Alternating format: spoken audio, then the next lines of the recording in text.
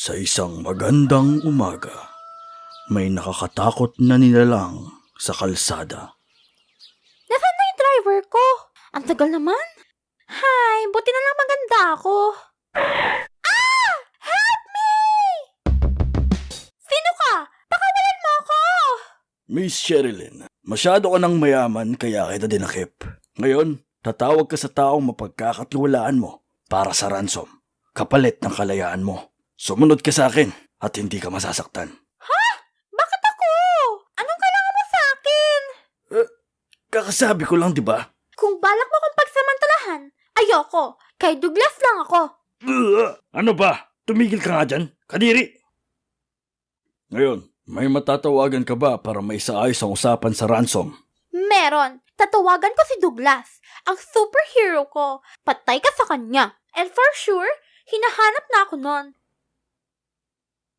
Alam mo ba, girl? Sa sobrang init parang gusto ko ng Red Horse. Hindi nagre-reply kasi lasing to, of course. Ayaw mo ba sa akin? Oh, sino to? Hello? Ito ba si Douglas? Secret. Call mo ulit. Hello? Sino to? Ako pa rin yon, yung kanina. Okay. Hawak ko ngayon ang girlfriend mo. I'm sorry. You are the wrong numbers. Bakit mo pinatay? Ha? Bakit mo pinatay? Hello? Sino to? Ako pa rin yon, yung kakol mo kanina. Yung kanina. Sabi ko naman sa'yo, pre, kung bading ka, wala namang masama doon. Hindi naman nakakababa ng pagkatao yan eh. Ang importante, wala kang tinatapakang tao at gumagawa ka ng kabutihan sa kapwa mo. Tanggap kita, pre, kahit bading ka, okay? Basta wag ka lang magpapakita sa akin. Ha? Bading ka? Hindi no. Hoy, ibang tao to. Hindi ako bading. Ay, sorry, pre. Akala ko kasi ikaw si Carlo, yung kapatid ni Jonathan. Umamin kasi siya sa akin kanina na bakla siya eh. Sabi ko naman, tanggap kita, pre, kahit ano ka man. At kaibigan pa rin ang turing ko sa'yo. Wala namang mali siya doon. Tsaka mabait yun, no? Sinasamahan niya nga ako lagi pag umiihi ako eh. Ay, James. Ang dami mong sinasabi. Hawak ko ang girlfriend mo at kailangan ko ng pera kapalit niya. Bagtit, wala naman akong jowa. Naliligaw pa lang ako, no? Douglas, baby, help me! Sino yun? Si Ma'am Sherilyn. Seryoso? Nililigawan mo to? Hindi, no? Mukha siyang kalyaw. Douglas, tulungan mo ako. Nakidnap ako. Ay, okay na. Salamat naman. Yay! Sigurado ka bang concerned sa'yo tong tao na to? Oo naman, no? Douglas, tulungan mo na ako. Sherilyn, mamaya ka nang tumawag. May gagawin pa ako, okay? Anong gagawin mo? Magsi-celebrate! Sure ka sa taong tinawagan natin? Oo kaya. Ganyan lang talaga yung love language niya. Hello? Pre, kamusta? Anong kamusta? Seryoso to, hoy. Seryoso naman ako Halata naman sa mukha ko, oh. Tingnan mo. Nakita mo? Hindi. Katawag kita eh. Di pakinggan mo. Hindi ako nakikipagbiroan Baliw ata itong tinawagan natin eh. Kausapin mo nga. Douglas, kung love mo ako, tutulungan mo ako. Oo, talagang tutuluyan kita. Tulungan. Okay.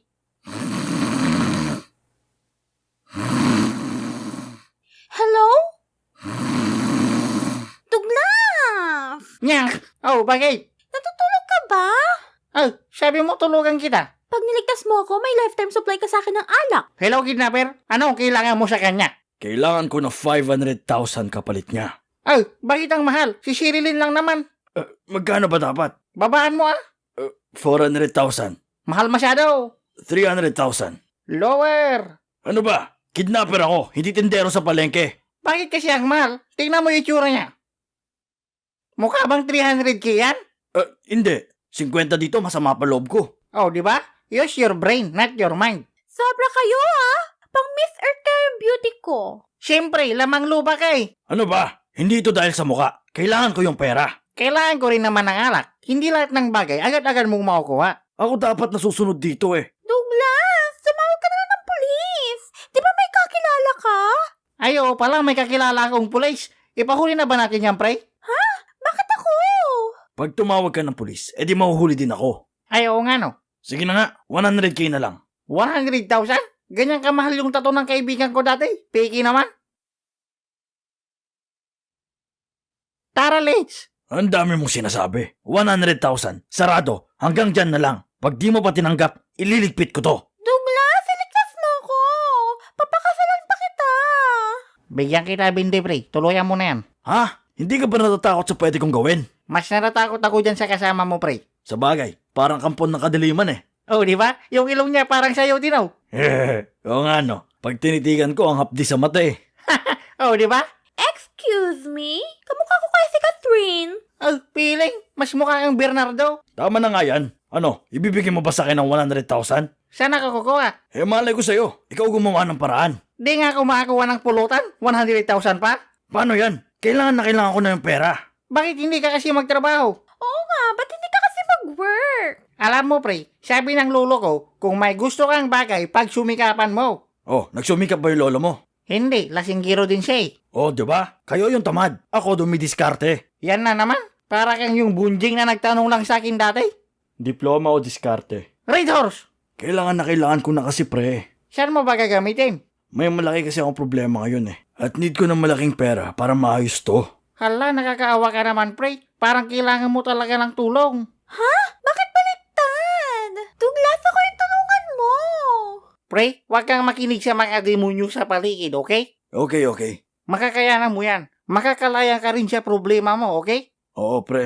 Ako, kailan ako makakalaya? Sayang yung beauty ko, no? And ang dumi-dumi dito. Shut up! Alam mo, pre, lahat tayo nagkakaroon ng problema at hindi natin pwedeng gawing dahilan yan para gumawa ng masasamang bagay sa ating kapwa.